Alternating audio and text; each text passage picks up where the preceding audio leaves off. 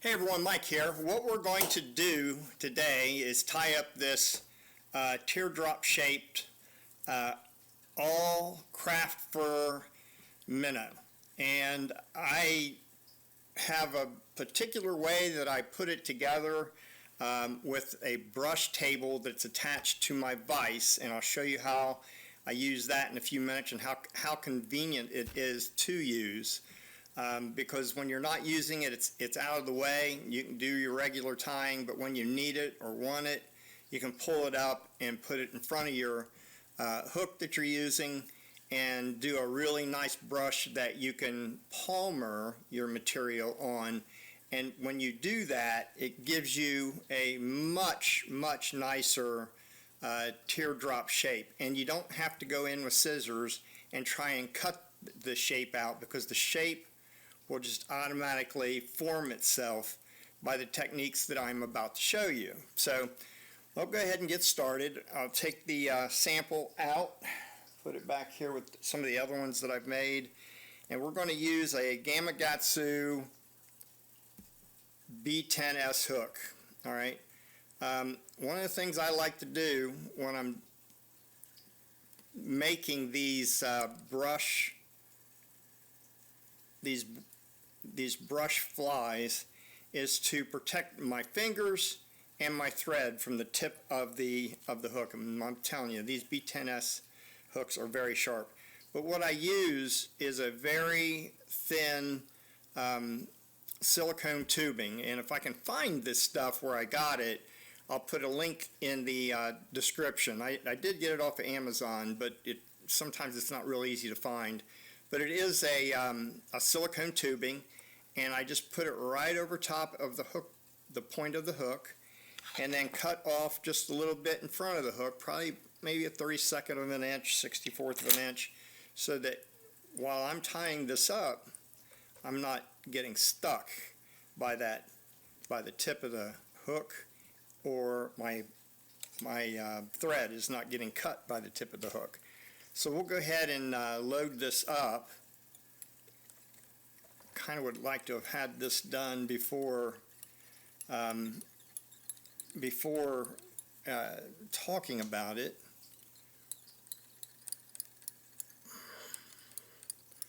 To kind of speed things up a little bit, but I don't think an extra 30 or 45 seconds occasionally as I explain things in this video is going to bother anyone. Okay, so there we get it all set up there to get ready to do the to palmer on our craft fur. And I do have these in my store. You can find them at the frugalflyrodder.com. You click on that and you'll find the store, and you should be able to see this in the lineup. And it comes in a 4-inch by 4-inch pad.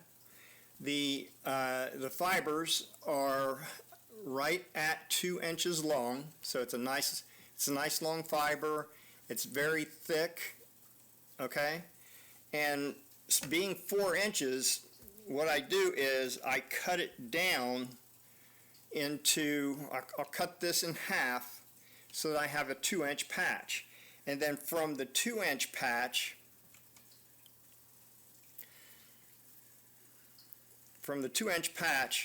I'll cut off about probably close to 3/8 of an inch wide strip off of this strip.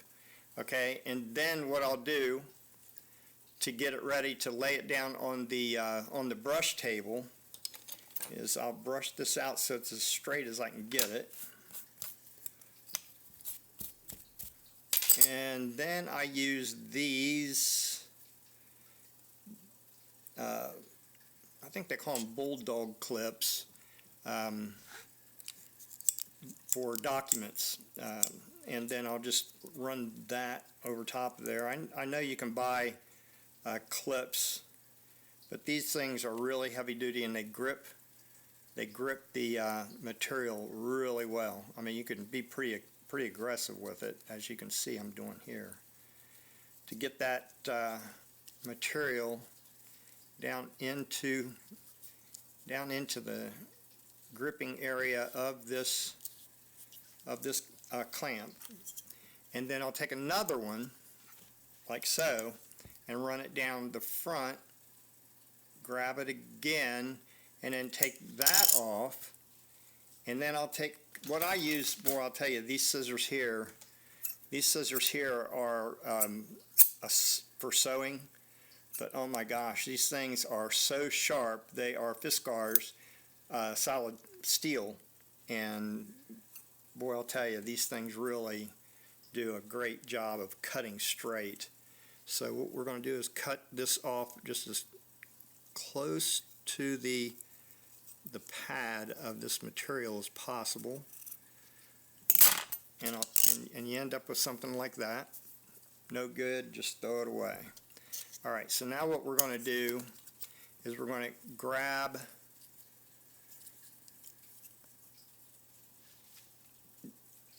the back end again with the second clip. I'm going to push that down in there a little bit.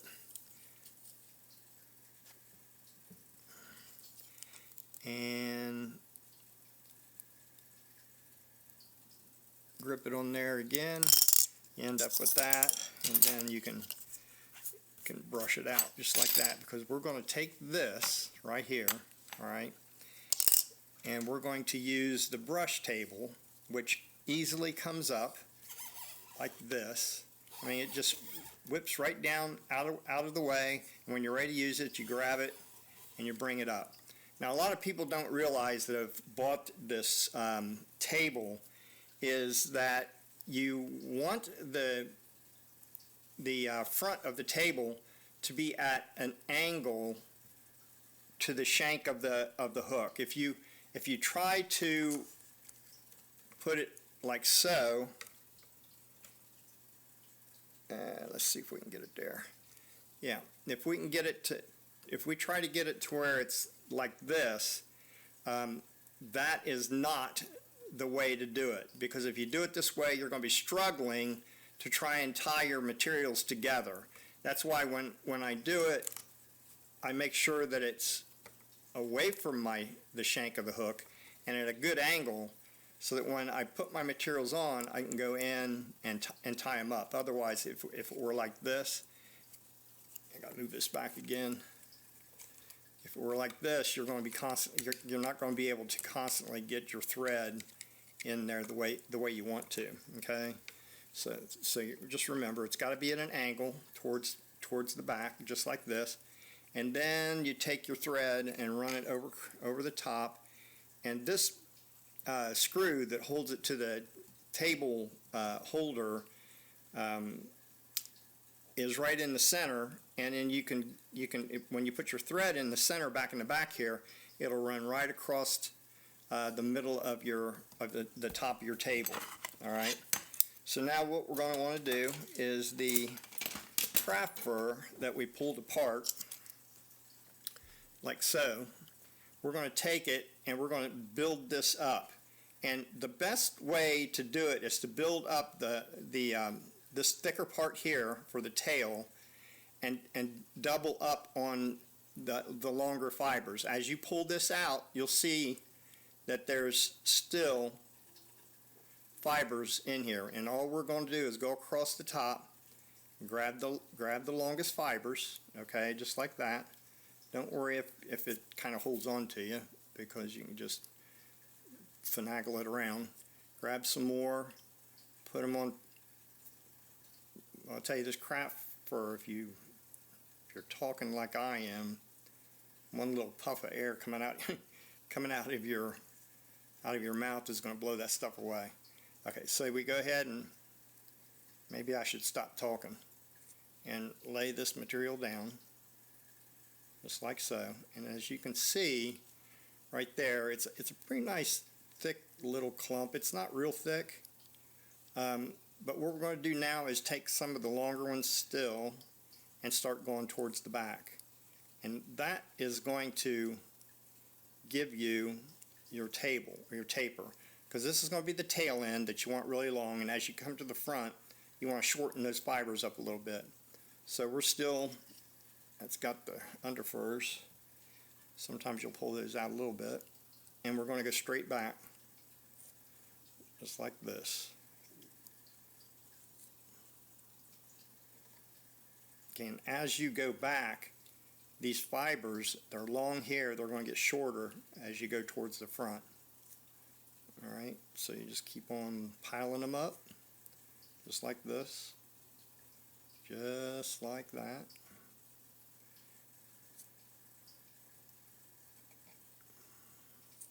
Go back to the front a little bit,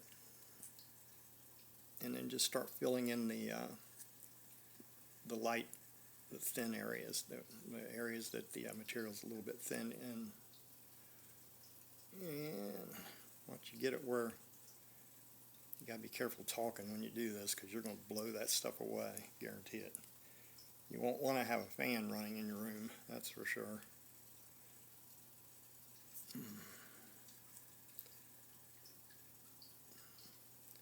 Okay, there we go. Alright, so now what we're going to do is take what I use is a frother used for making your candy coffees. Bring the line over across the top and then lock this thread in, and when you lock it in right here, what it's going to do, it's going to pull those threads together. You lift up on your frother, which is actually going to be your spinner, and then you can go ahead and start moving all this stuff up and into place. And then you want to have at least 1/4 of an inch, if not about 5/16 of an inch, of materials hanging out on the back side.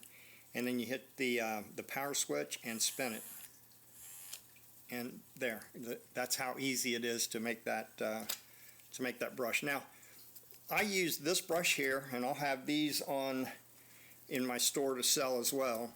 And all you got to do is grab it like this, all right, and then just kind of hit it down onto the material. And what that does is it separates itself out on top, out of the being wrapped on top of one another. Okay, let's go back to this one here, and then you'll see that line, what we're wanting to do is almost expose where the threads are. We don't really want to do this and all of this. Just hitting it with this brush here is going to separate, as you can see, it's going to separate those fibers away from the thread. And that's going to make it so that you can palmer this stuff on really nice. Of course, it'll help if you kind of wet it to get it to lay back while you're wrapping it up. This stuff dries pretty fast, so okay, so there we've got that. So I'm going to wet my fingers and pull this stuff back.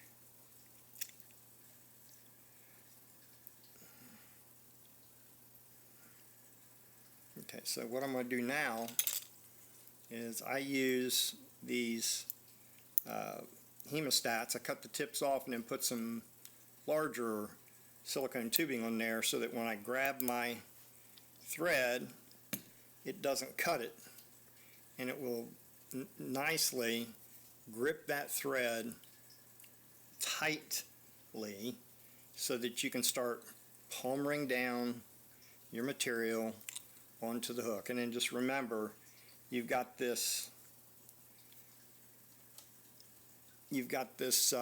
silicone on top of your point there, so that you don't, two things, you don't get stuck and you don't clip your thread and break it. All that is just kind of aggravating, really. You don't want that to happen, so it'd be good to put that on there. You don't have to, but it's just a precaution. Okay, and then just keep stroking it back. Each time you make a wrap, just stroke it back and hold on to the fibers until you get your wrap going. Then you can let go, grab it, grab more fibers, pull everything back, wrap, pull, wrap, pull, okay, wrap, pull. This thing's looking pretty ugly right now. It looks like it's all ratted on top of itself, and it is, but it's done in such a way that it's not getting locked in with the thread wrapping the fibers onto the shank of the hook. So this is the way you're going to want to do it, exactly, step by step. If you do, with this table, this size table, when you go laying this out on this B10S, Gamakatsu B10S size 6, it's going to lay down,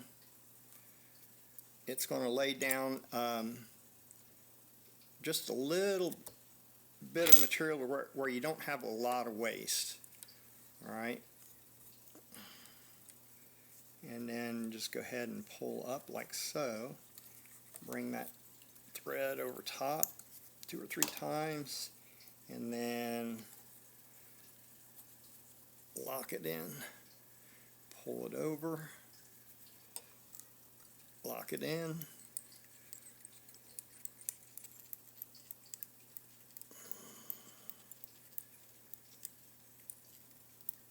And then you can get real close with the tip of your bobbin here so that you can guide your thread a lot better.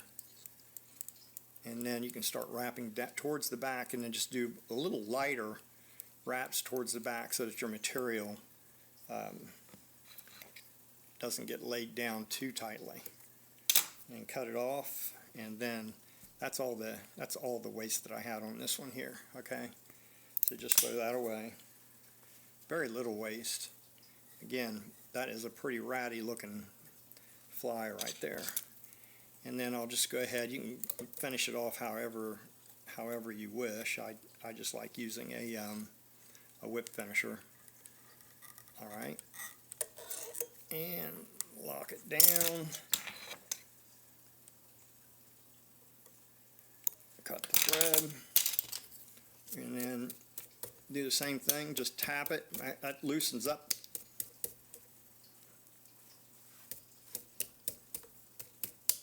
all those materials, and then kind of bring it forward, fibers I mean, and then bring it forward. Now you can lay down more materials if you want to, like some flash or something like that in there, but you can see how easy this was to get that really nice teardrop shape into your fly right there. I mean, that it doesn't get any easier than that right there. Okay, so what I'm going to do here, I'm not going to put eyes on this one, but what we'll do is I'm going to show you some of the others with different configurations on them. All right, so we'll go ahead and pull this one out, and then I'll show you how you can do some different threads. You can use a black thread and actually just have you know, a black head with a little bit of a red throat back there. I mean, that's all. That's really all you need when you're tying and fishing these flies. And then if you want to, you know, there's one that. Okay. Then if you want to, you can take the same, you know, style fly, and then you can put some marks on it like so, to be like a shad dot, and then you can put eyeballs on it and encapsulate that with UV resin. And then if you want to take it even a step further, you can take it and you can collar it with a Sharpie. Okay, just put your fly on there and then grab a hold of it, pushing it back, pull it tight, and then run your Sharpie across the top, hit it with the dot there or a dot there, and then if you want to, you can throw a little bit of red in the throat there. All right, and then you do that, you take these out. All 5 of these, actually, they'll catch fish. You really don't need to have eyes on them. You can do them all white, you know, with the white head. You can do them with the black head. You can do them with the red head. You can do them with the black head with the red throat. I mean, there's no limit on what you can do with this fly being tied off of this vise attached brush table. It's a very convenient way to make it. I've sold hundreds of them and I've not had one person complain about it yet.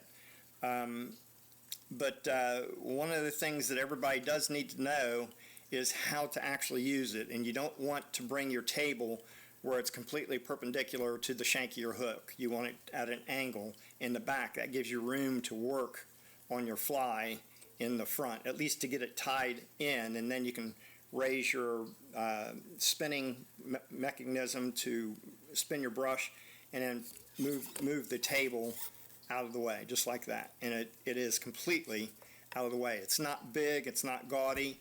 One of the other things that you need to know, you might think, well, I want to do flies bigger than a size 6. Well, you can do that, but all you need to do is tie the back end of your fly with your longer materials, all right? Tie it off, bring your table back up again, load it up with some material, and tie it again. You can change the materials up, you can add some feathers, you can add some flash, I mean, there's just no limit, there's no real particular absolute way to use this brush table. If you get one, I can guarantee you're going to love it.